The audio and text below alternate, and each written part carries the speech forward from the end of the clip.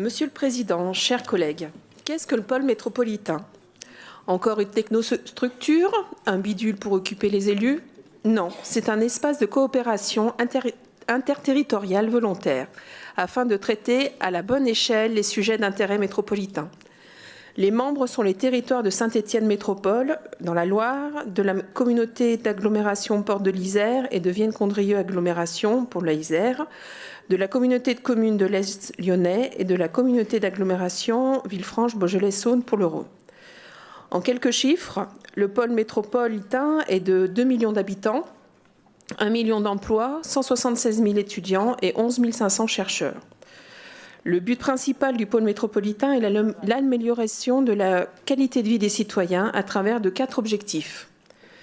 1. Favoriser l'emploi, en suscitant un dynamisme économique maîtrisé, articulé autour des pôles d'innovation reconnus, de services aux entreprises améliorés et d'un soutien appuyé à l'enseignement supérieur et à la recherche.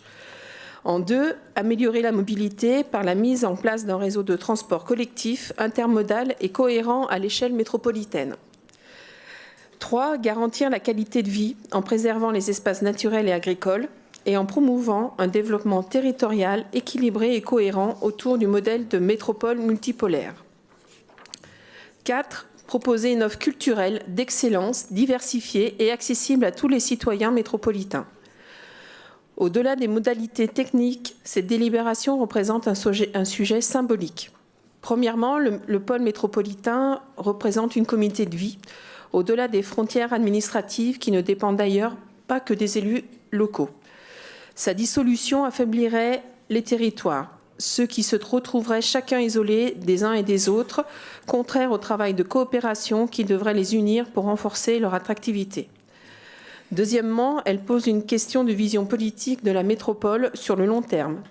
Celle-ci a besoin de coopération stratégique et politique, et pas seulement technique avec ses territoires voisins, notamment au regard des enjeux qui l'attendent.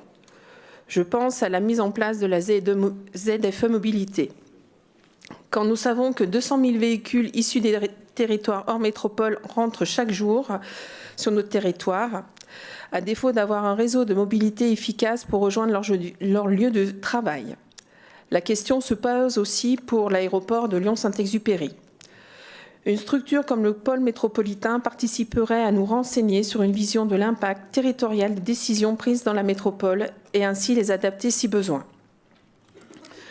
D'autre part, le pôle métropolitain est institué par la loi MAPTAM. Sur le territoire national, il en existe 25. Il est basé sur le volontariat de ses membres qui ont la liberté de choisir les sujets travaillés. Nous le reconnaissons et nous le regrettons, ce qui aurait pu être un bel outil pour avoir une vision commune du développement de ces territoires n'est pas toujours bien fonctionné. Néanmoins, pourquoi supprimer ce qui ne vous convient pas au lieu de l'améliorer? Parce que c'est là le vrai défi, améliorer le quotidien des habitants du pôle métropolitain.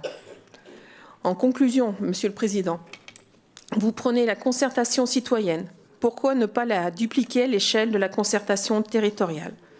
Comme vous l'avez compris, le groupe Synergie élus et citoyens votera contre cette délibération. Je vous remercie pour votre attention.